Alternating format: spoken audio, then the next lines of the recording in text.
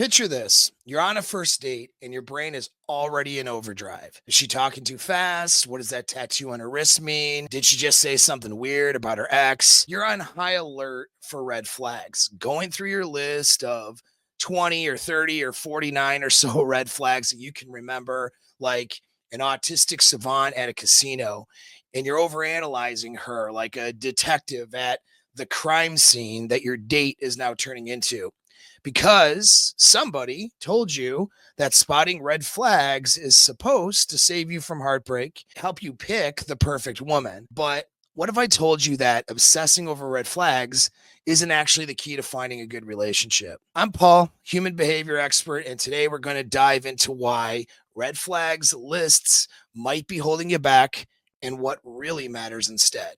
Okay, let's start with why you're so obsessed with red flags. It makes sense. I mean, we all know the horror stories, and you guys have been there.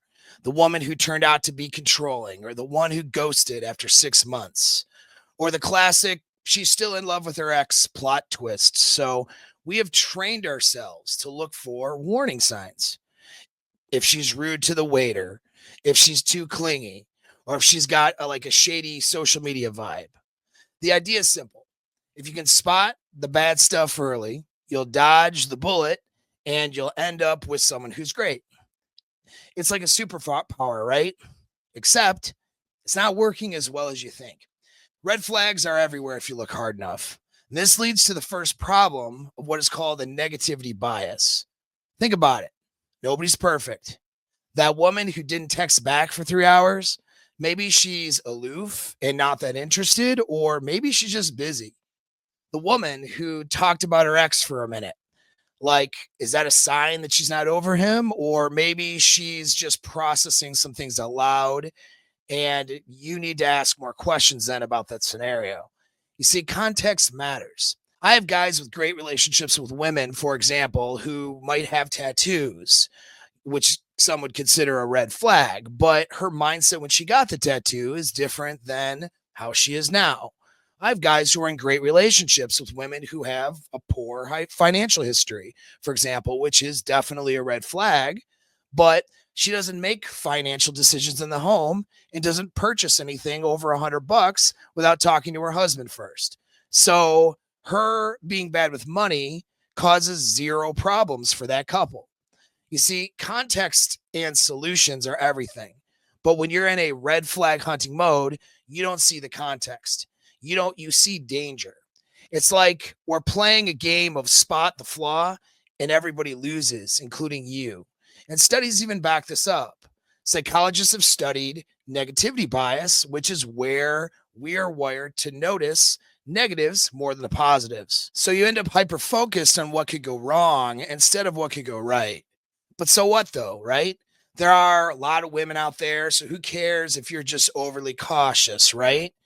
Wrong. You see, because this leads to even bigger problems. Negativity bias kills you in two ways. First, it makes you more and more negative about women. And that's not really good, guys. All right. This is a horrible mental framework to have if you are still expecting to have some sort of success with women. You can't hate the very thing that you expect to be in a relationship with. And you can see this exact problem in a lot of men's communities, Facebook groups, comment sections all over the place. Guys who are like, oh, just next her, bro, anytime a red flag presents itself. And you'll notice that most of these guys don't do well with women. They are not in relationships and not with hot women very often. And when they do, they tend to lie and put up fronts about how successful they are and how good things are going. Trust me, I know this because I get these guys sometimes in sessions later. They're not doing that well, okay? So don't join the version of the woman haters club, guys, if you are expecting to get anywhere. The other way this kills you is it only opens you up to being more deceived by far more nefarious women than the ones with the visible red flags. You see, the woman who has some jealousy issues or maybe a little bit of drama might have a lot of other good qualities. And at least that woman isn't trying to deceive you or hide her bad qualities in a way that would lack integrity. Okay. The woman who seems perfect could just be lying to you. Do you want to know who often seems perfect? Women who have personality disorders, women who are narcissists or borderline personality disordered women. They can keep up a facade and keep that going for a while, and you will get entangled into her thinking she's perfect. And then a year later, she'll take you right to hell and all of her problems will come out. I'll quote Dr. Sean Smith because what he said on my show, on my channel, was perfect. He said it like this: the problem with a red flags list is it's not the red flags that you see that are the problem. It's the ones that you don't see. And I couldn't agree more with this. You're following a red flags list thinking it'll prevent you from being duped into a bad relationship, when it's really only causing you to lose good opportunities, often in favor of women who are much more deceptive and much more clever at hiding their problems. Now, let's flip the script. Let's say you're a pro at spotting red flags. You've ruled out the narcissists, the flakes, the ones who can't hold a conversation. Okay, congrats. You filtered out some obvious disasters.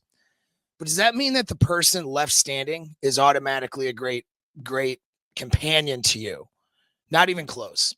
Avoiding red flags doesn't tell you if someone's kind. It doesn't tell you if they'll support you when life gets messy. It doesn't tell you if they're having maximum genuine desire. It doesn't tell you if you and her are actually going to click long term. It's like picking a car because it doesn't have a flat tire. Like, sure, it might run, but is that the ride that you want? A good relationship isn't just the absence of bad, it's the presence of good.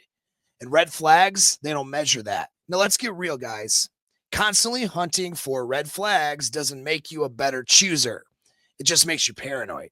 The red flag thing is for the guys who suck at game, period. There's no getting around it. There's no getting around learning game and learning seduction skills. I've had clients who do this before coming to me. They meet someone amazing, but instead of enjoying it, they're dissecting every word and every move. She laughed at that story. Is she too obnoxious? She checked her phone like a couple times in the date. Is she texting other dudes? And so on and so on and so on.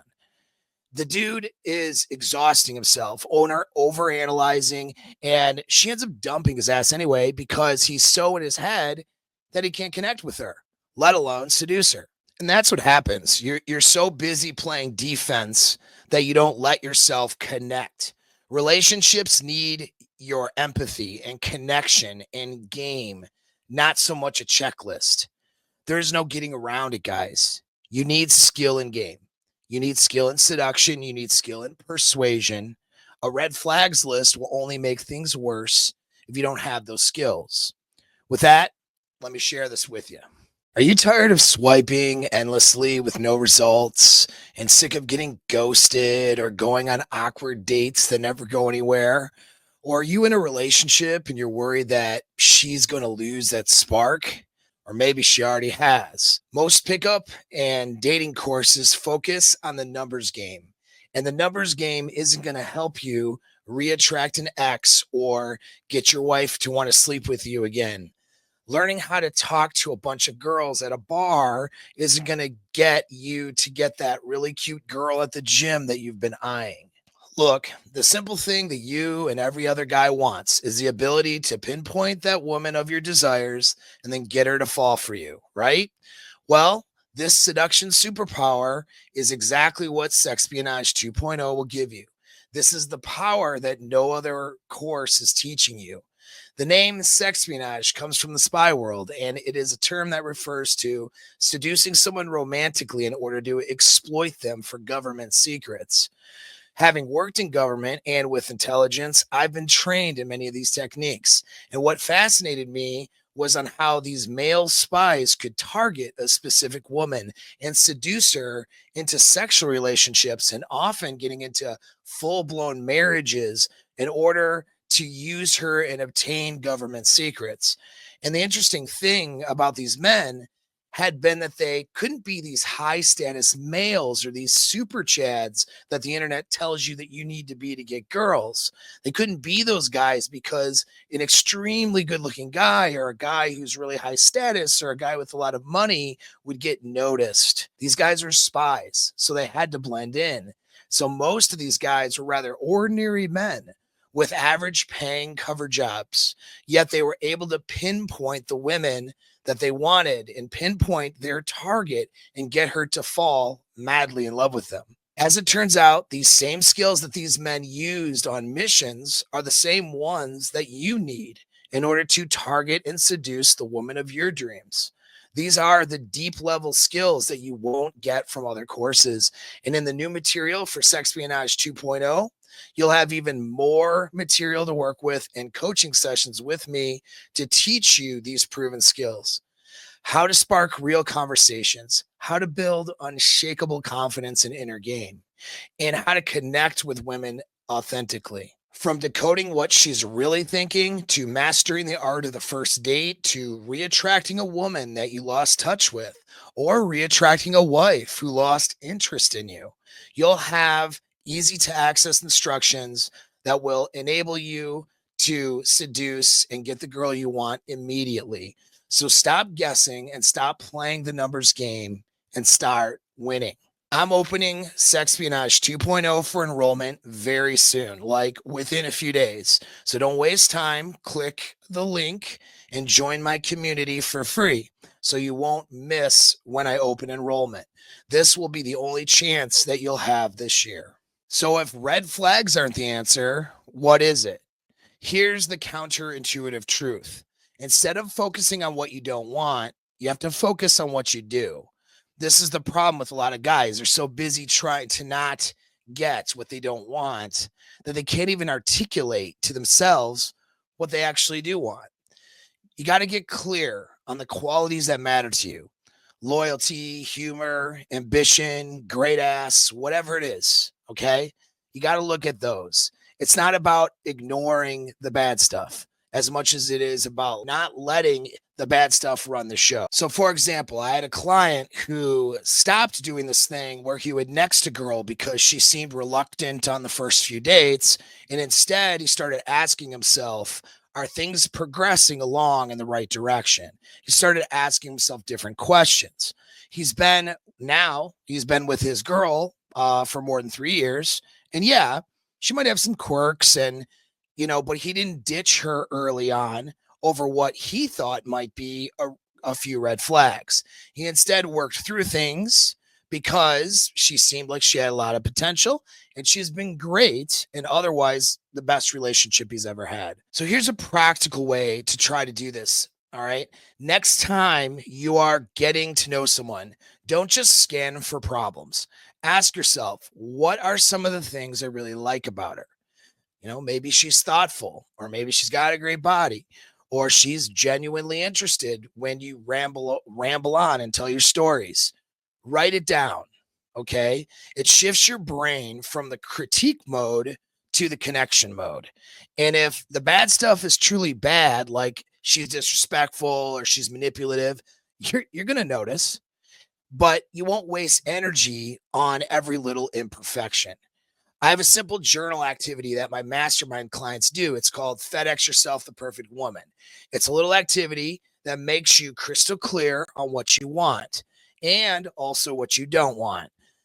Click that link below, get in my community, and ask about it. If you really want to get dialed in and learn how to spot the right women and how to vet women like an expert. Now, at the end of the day, choosing a good chick isn't about being a flawless judge of character. It's about knowing what you value and giving her a chance to show it.